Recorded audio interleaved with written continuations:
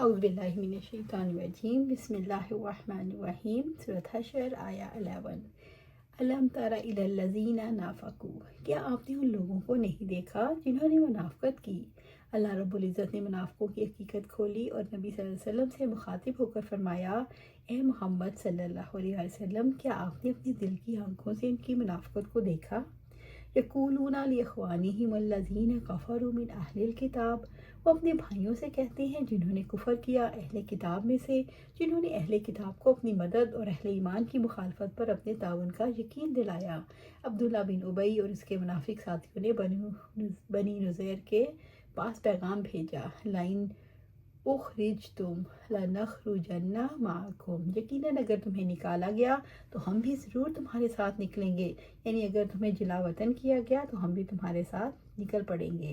وَلَا نُطِيعُ فِيكُمْ أَحَدًا أَبَدًا، اور تمہارے بارے میں ہم کبھی کسی کی بات نہیں مانیں گے، یعنی اگر ہمیں کبھی آپ لوگوں کی مدد سے روکنا چاہا تو ہم ان کی بات نہیں مانیں گے۔ وَإِن قُتِلْتُمْ لَنَنصُرَنَّكُمْ، اور اگر تم سے جنگ کی گئی تو ہم ضرور تمہاری مدد کریں گے۔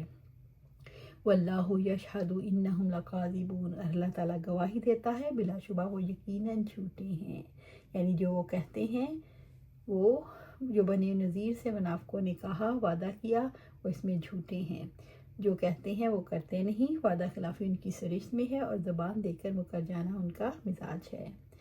آپ صلی اللہ علیہ وسلم نے فرمایا، 4 خصلتیں ایسی ہیں جس کسی میں پائی جائیں وہ خالص منافق ہوگا، اور جس میں ان میں سے ایک کوئی خصلت پائی گئی اس میں نفاق میں سے ایک خصلت پائی گئی، یہاں تک کہ اس کو چھوڑ دے۔ جب اس کے پاس امانت رکھوائی جائے تو اس میں خیانت کرے، جب بات کرے تو جھوٹ بولے، جب عہد کرے تو وفا نہ کرے، اور جب اختلاف ہو تو جھگڑا کرے۔ منافقین نے تعاون کے لیے پیشکش کی کہ اگر تم جلا وطن کیے گے تو ہم تمہارے ساتھ نکلیں گے، تمہارے بارے میں کسی کی بات نہیں مانیں گے، اگر تم سے جنگ ہوئی تو ہم تمہاری مدد کریں گے۔ بنو نذیر کو جب جلا وطن کیا گیا تو منافقین کا جھوٹ سامنے آ گیا، نہ یہ ان کی مدد کو پہنچے نہ ان کی حمایت میں مدینہ چھوڑنے کے لیے تیار ہوئے۔ سورۃ حشر آیہ 12۔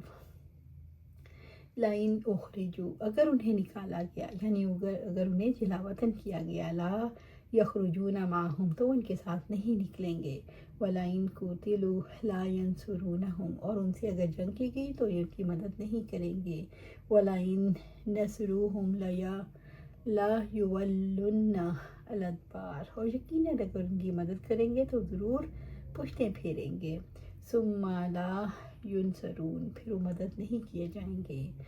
محمد صلی اللہ علیہ وسلم کی نبوت کی دلیل ہے، اور یہ امر غیبی تھا کیونکہ یہودی جب نکلے تو یہ منافق ان کے ساتھ نہیں نکلے، اور جب جنگ کی گئی تو ان کی مدد نہیں کی، جیسا کہ قرآن نے خبر تھی۔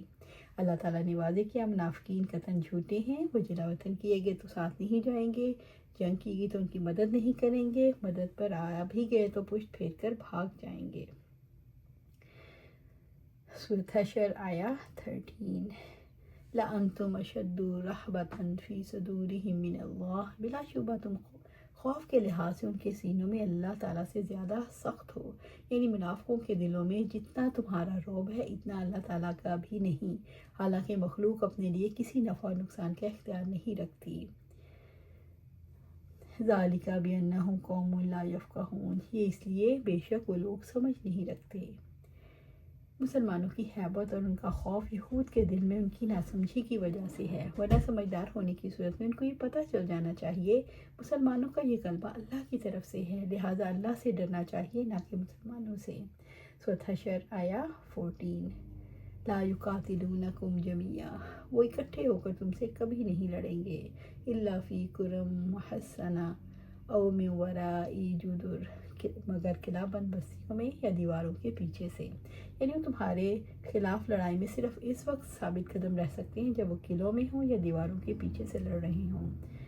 باسہم بینہم شدید، ان کی آپس میں لڑائی بہت سخت ہے۔